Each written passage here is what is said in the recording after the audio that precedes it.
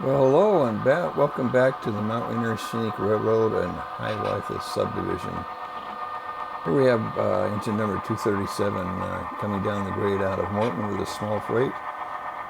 Today I'm going to do a little show and tell, and we're going to talk about several locomotives that I have, or actually we're going to show several locomotives that I have restored and custom painted. Including the Atherton Ready to Run Blue Box, a couple of Bowser F7 A units. The Athertons are also F7 and D units.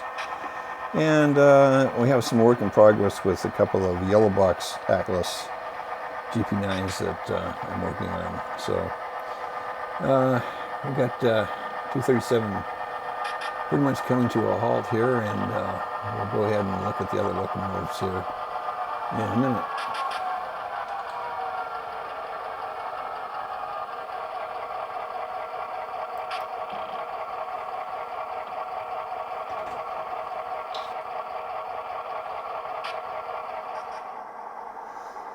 All right, so here comes a sister engine to 237, 2376.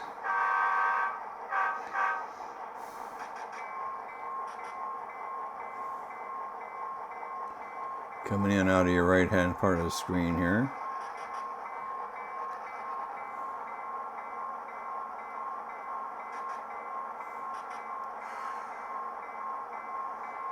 Take the brakes off. Kind of helps.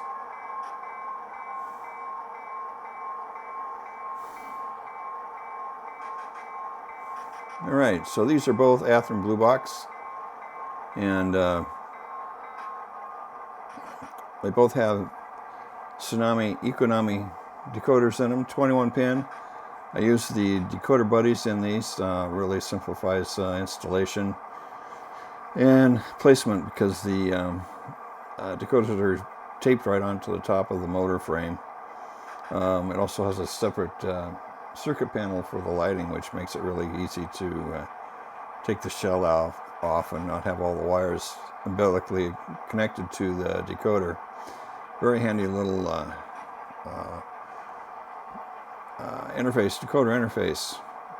Works really well.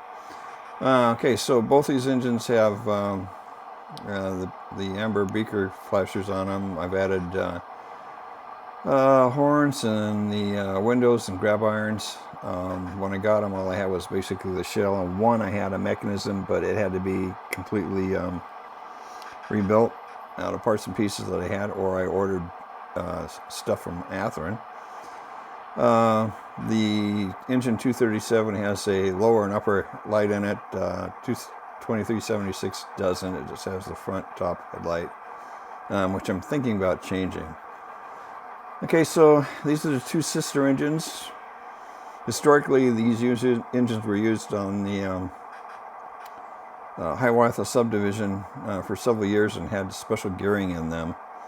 I have not seen photos of them in this paint scheme, but I've read that they use this paint scheme, the gray paint scheme.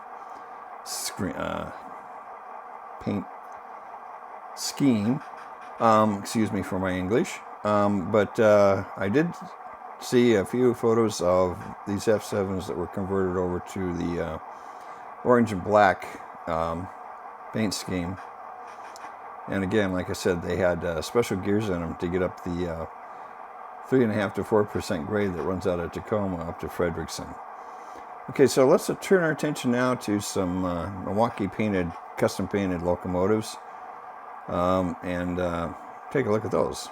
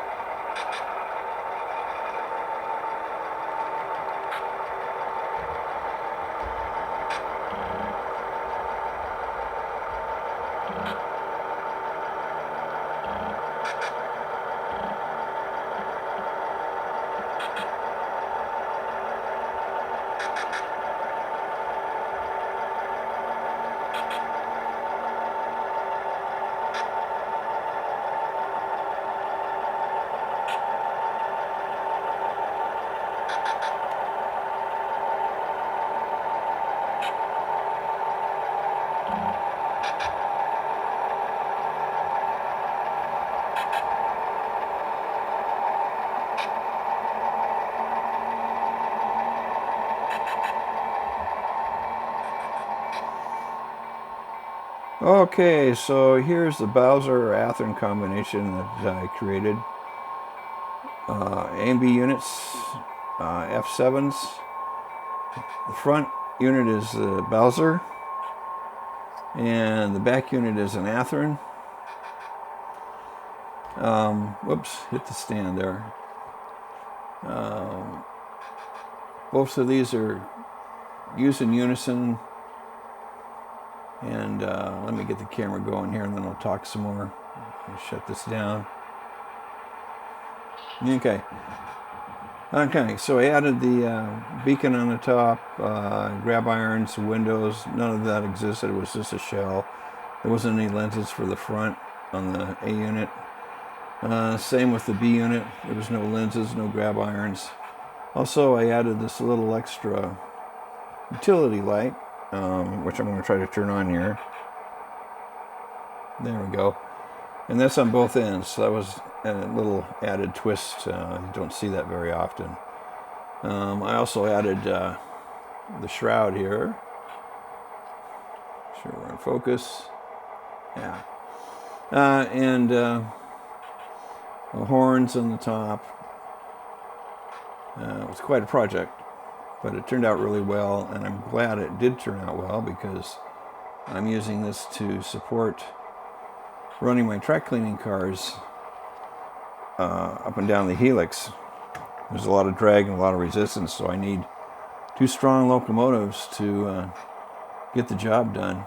And these two have met that need.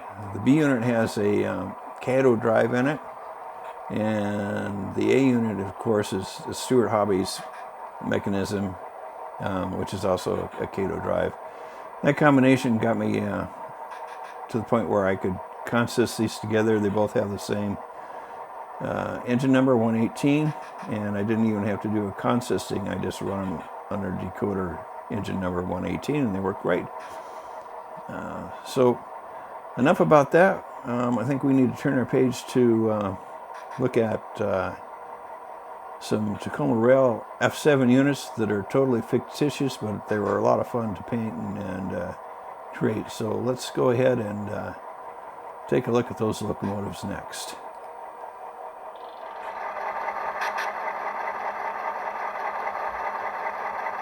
Alrighty, so now we have the Tacoma Rail engine number 1234 and 1235. Again, we have the amber beacon on the top, and we have the dew headlights in the front. We hit the rear, or hit the front. There's the front one, and the bottom one, some Mars light, and you can see the around here. Focus. There's the flashing beacon. Added a couple of air tanks on the other side. Pretty straightforward. These are both Athearn blue box with brand new mechanisms in them. The only thing that basically salvaged was the frames. So again, it was a lot of rework to do, but satisfying. You take something from nothing and make it work and work well. It's quite satisfying for me anyway. So let's run it down here to the track a little bit.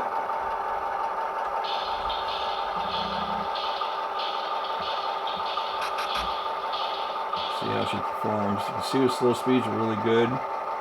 I added sunshades on this one and a 10 OM, of course, your horns. The B unit is a dummy. There's no gears in the trucks, but it does have a decoder in it for the utility lights on both ends. So it just goes along for the ride.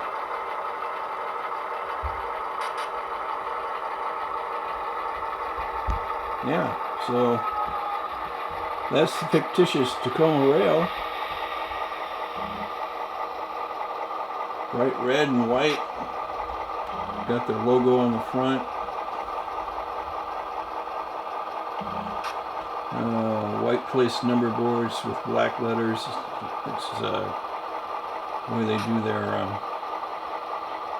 numbering on their locomotives. And so that just about takes care of it for the F7s. Now we're going to look at some stuff that's in progress, work in progress. So let's tune our attention to that.